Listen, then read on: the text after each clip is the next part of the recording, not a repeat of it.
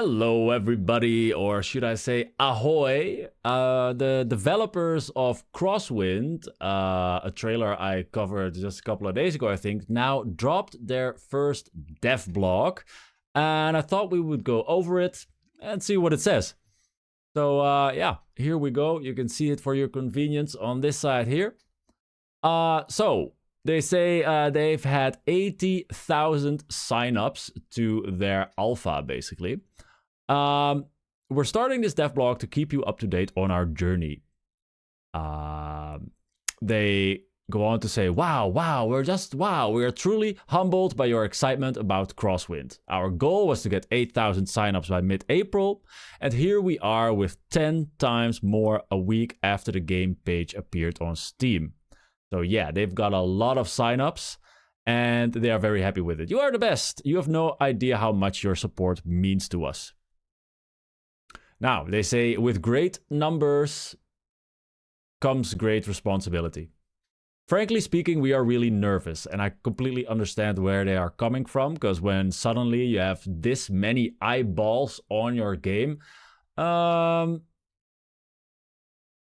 you know, gamers are harsh critics, and they are not, of course, a crowd that is easy to please.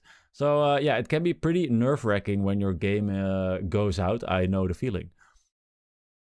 It's gonna be our first non-NDA test, and while making the decision to go this way, we never thought it would explode like this. We want you to have proper expectations. We are in the alpha stage, and the playtest will feature only a part of Crosswind as we envision it. You did see our graphical roadmap on the game page, did you? Let's get it over with and call it an alpha playtest. It makes us a bit less nervous. Yeah, so this I don't know who wrote this, but it makes them so human, and I love it.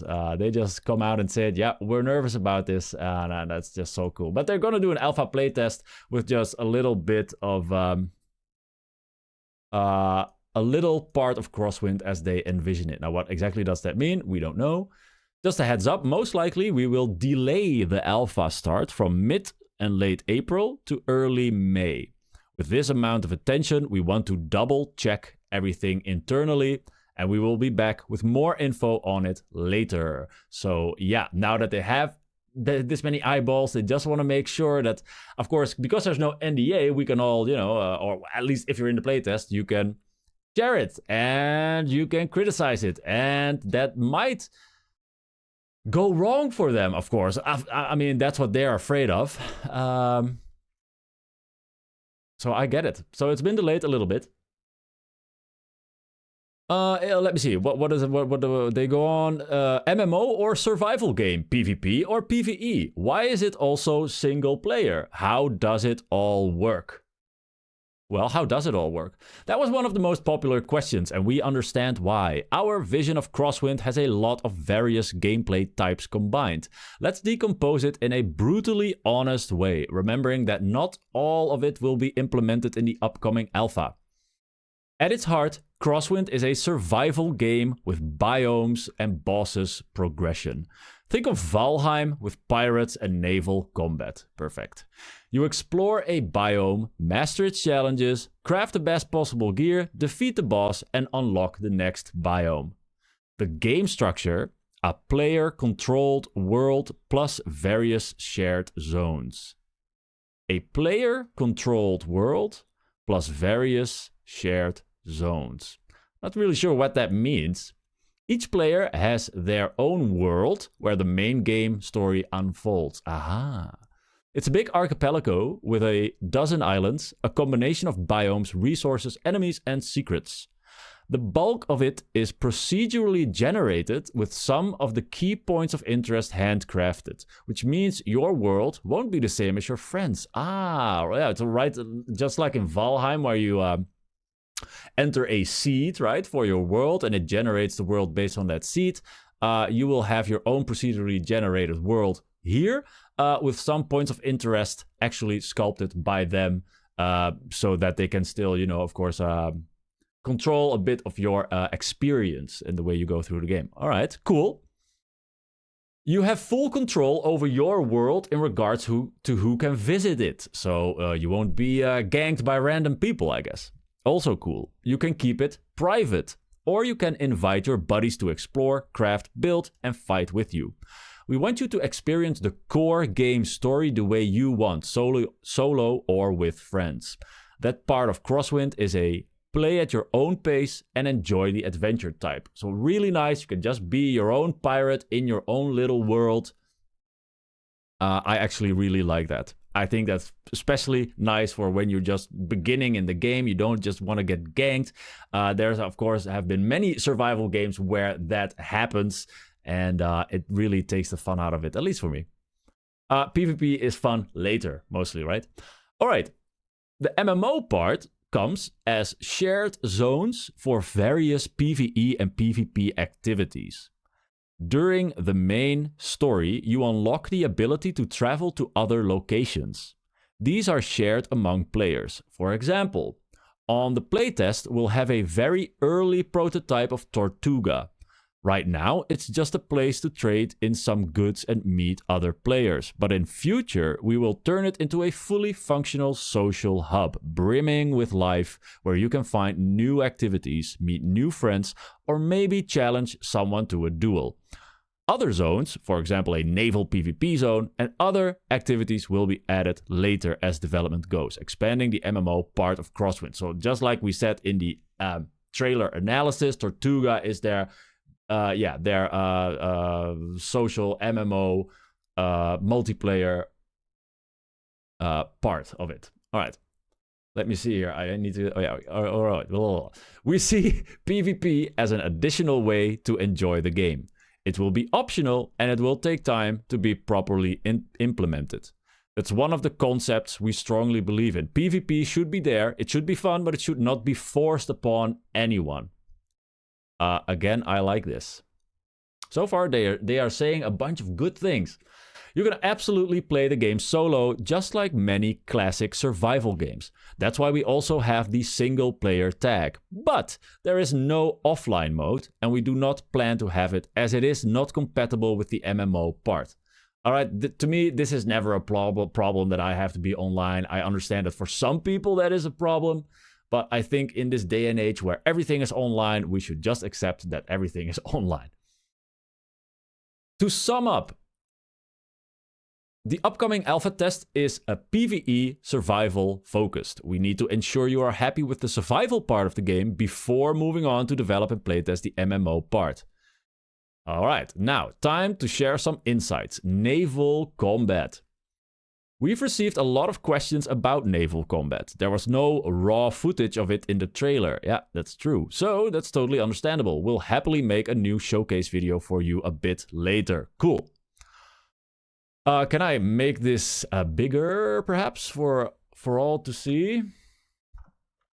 This is the best I can do. All right, let's go on. In the meantime, let's refresh a few points. Naval combat is largely inspired by Assassin's Creed Black Flag, so one player commands one ship. However, our aim is to go a bit further, bringing more room for tactics and skill to the table. It won't happen immediately on Alpha, but that's the direction we'll travel. Before introducing wind to naval combat as a factor, we need to test other things first. We already have a comprehensive wind system in the game. You'll notice how plants, trees, flags, and ship sails react to it. When we are happy with the core ship combat, which is mostly blasting other people's ships to pieces, we will address the wind and its role in it. Damage system in Alpha will be relatively simple. The aft of the ship is a weak spot. It will receive more damage when hit, so don't let other captains broadside you from behind. When we get the basics right, we will be looking at additional layers of complexity, like cannonball ricochets, critical damage, ammo types, etc. There will be a lot more testing in the future related to this. There will be boarding actions. We can't imagine a pirate game without boarding. And hopefully you'll see it first very rough implementation on the playtest. Okay. Ship customization will be added later. We believe that your ship should feel like home, so there will be a lot of various ways to make her truly yours. No building ships from Oh, sorry, no building ships from scratch though. We will be adding predefined, highly detailed ship classes like sailboat, cutter, frigate, and others, with the ability to customize them. Life on your base and NPC workers. Another thing in development is bringing life to your future bases and outposts. By the way, before we go on to this, is there anything we want to say about this whole naval warfare thing? I mean, to me, it just sounds like they have the really simple basics covered. And yeah, of course, this is going to be their first big open playtest. So it's obvious that they're very early in development. And I think it's very smart of them to not try too many things all at once. So I hope they do it in a very iterative style. Lots of playtests, test tiny parts, get the damage model right for side, front, back. One guy at the steering wheel, maybe 2 different people that can be on the boat that shoot. Keep it simple. That will make it a lot easier for them, though. So that's all very good. Now, let's continue. You will be able to automate mundane tasks. Chopping palm trees is reasonable when you're a survivor stranded after your mission went wrong. But that's not a task worthy of a seasoned captain. With time, you will unlock NPC workers and the ability to send them on expeditions. Keep them fed, well paid, and they will happily chop trees, mine stone, and hunt some tasty wildlife for you and your crew. It will take some time, but there will be visible life in your... there will be visible life in your base too. Though, if you take a look at this butcher prototype, we may need to reduce his enthusiasm a bit. Someone may get hurt. Okay, so cool. So the helpers will actually be characters in your camp, which will add a whole lot of life to it. So that's really cool. Kind of reminds me a bit of like medieval dynasty or something where you have people working for you. But probably their first implementation will be more like, I don't know, World of Warcraft, where you select through a menu that people go on a hunt or expedition for you and they bring something back, but you don't actually see them do it, right? Probably something like that. Again, it's very smart to first do it like that, get the system right, and add all of the funky characters and all of that extra juice later in the game. Character creation. We want you to feel grounded in the world of Crosswind, and creating your very own character plays a big role in it. When you start your journey, you can go with a simple set of presets or dive into additional customization. Like most character creators, what do we see here? Presets, okay, body, head, hair, tattoo. Not super complex. I like the character stylization of the characters as well. The modeling. We want you to feel, whoops, already read that. What do we see here? Head, when you select your head, you can sort of, okay, you can change it between like a square or long. Your nose sort of long or stumpy, eyebrows, ears, eye colors, a few of them. Very basic system for now. You'll be able to select body type, thematic origin, and overall build, from bulky to slender. Facial features such as head shape, nose, ears, and brow are all adjustable, along with eye color. I'm hearing like a weird sound here. Anyways, sorry guys. Hairstyles and facial hair. Tattoos, scars, and skin details help round out your backstory without saying a word.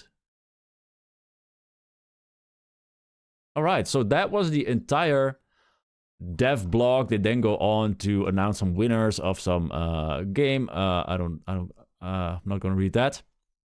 Thanks for your attention, captains. It's been a wild week, but we feel humbled and grateful thanks to all of you. So yeah, they've officially started their media campaign, I guess you could call it.